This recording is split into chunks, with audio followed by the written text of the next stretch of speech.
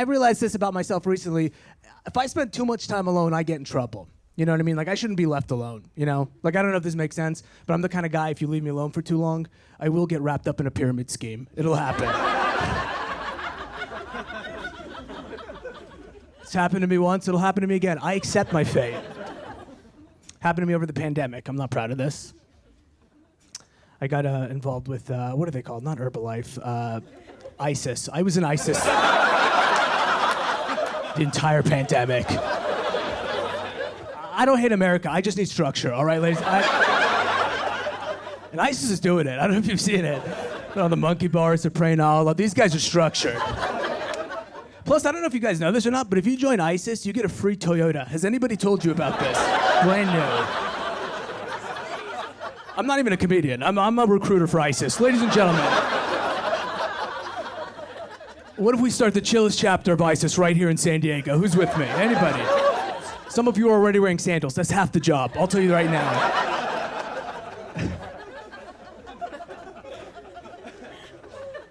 This is how much this country has changed in the last 5 years. I feel like 5 years ago, if I said I was in ISIS and looked like me, before I even finished the sentence, I would be in Guantanamo Bay. You know what I mean?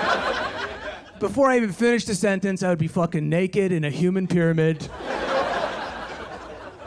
But now, we have new problems. We all forgot about ISIS. I feel like everybody now looks at ISIS like a band that we used to listen to back in the day.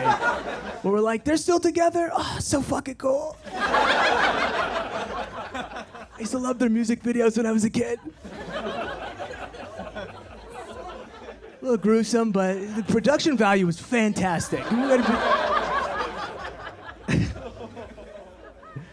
We have new problems now, man. The terrorists, they're not over there. None of the terrorists are here.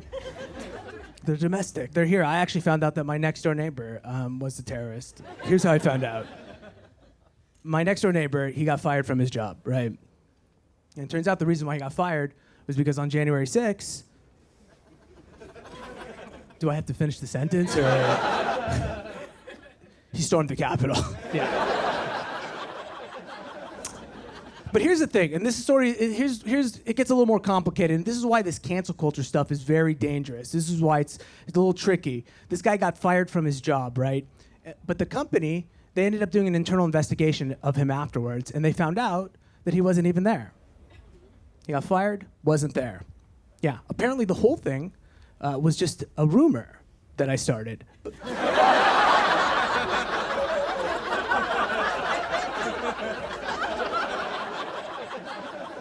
Put it into an email, sent to his boss, uploaded a few pictures to the FBI tip line. That's another thing I did over the pandemic. I got good at Photoshop. That's the other thing. Shout out to Khan Academy. I couldn't have done it without them.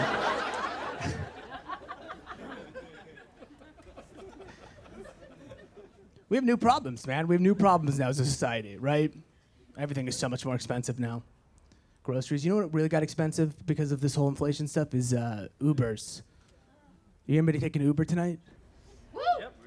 That's how expensive Ubers are. There's those of you watching at home, 3 people politely raised their hands. The rest of you are like, how much is a DUI exactly, if you think about it?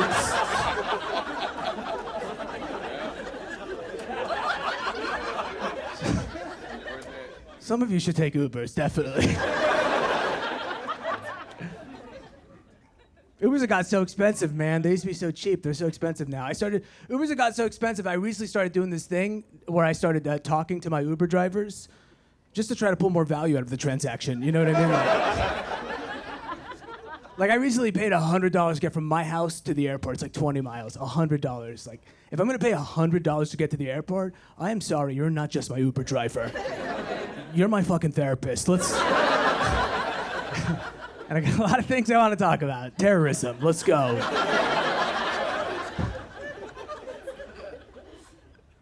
I had this, I was talking to this, you gotta be careful, by the way. If you do decide to talk to your Uber drivers, you have to be careful because those conversations can get dicey and you gotta sit in it, you know?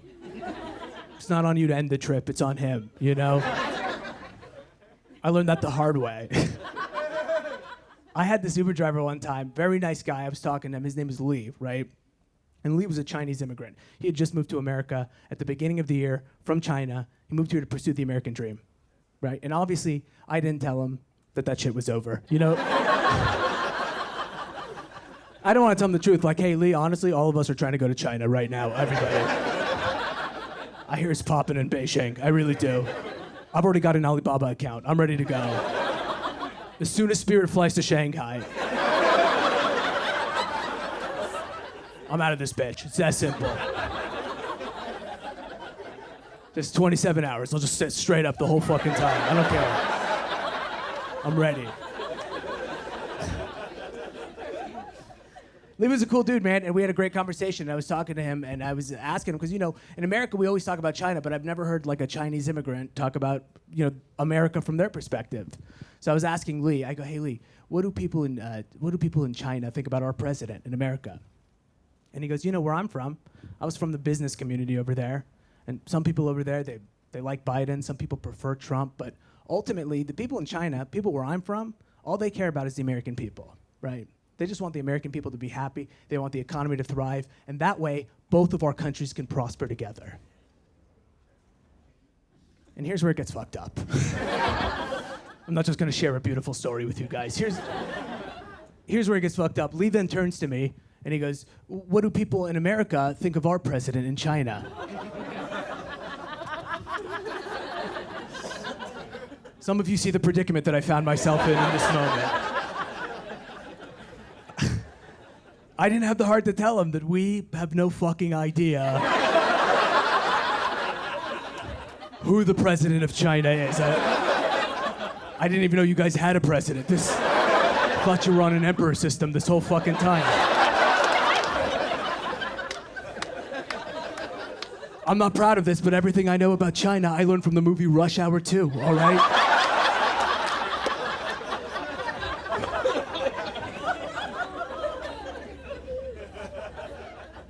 Let's get the fuck out of here.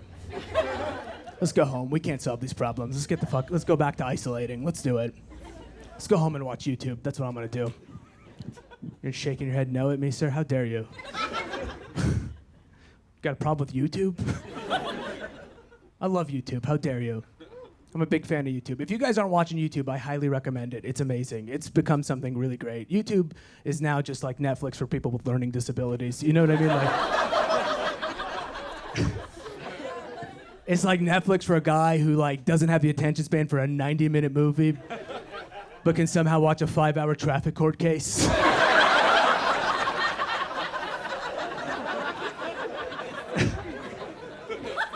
Can't sit still long enough for a 30-minute TV show, but will watch a 2-hour podcast while driving. Love it. Love it. My favorite thing to watch on YouTube, I like true crime. I love true crime. True crime is the best. But here's the thing. I like everyday, normal true crime. You know, I don't like this sensationalized serial killer bullshit. I don't care at all, you know? It doesn't scare me, the serial killer stuff, you know? Like, people are talking about Dahmer. What are the chances I'm gonna run into a guy who wants to fuck me and eat my pancreas? So 1 out of 10? You know, like... 1 out of 5 in parts of Hollywood. It's a... But what are the chances that I'll someday have a wife that hates me? 100%. 100%. And that's why it's scary. Some of the scariest things I ever saw were just normal true crime, like just those normal stories. Like, there was this one that I think about every day. It keeps me up at night. It really does. There was this story where this woman, right, she wants to kill her husband. So she hires a hitman, right? And here's the part that keeps me up at night. It's what she pays the hitman. She paid the hitman $5,500. Which, by the way, anytime I hear a story about a hitman, I'm always blown away at how affordable these guys are. A hitman will do the most unreasonable job for a very reasonable price. These guys, salt of the earth. $5,500, I think we can agree, is too low. It should cost more than a used Honda Fit to kill somebody.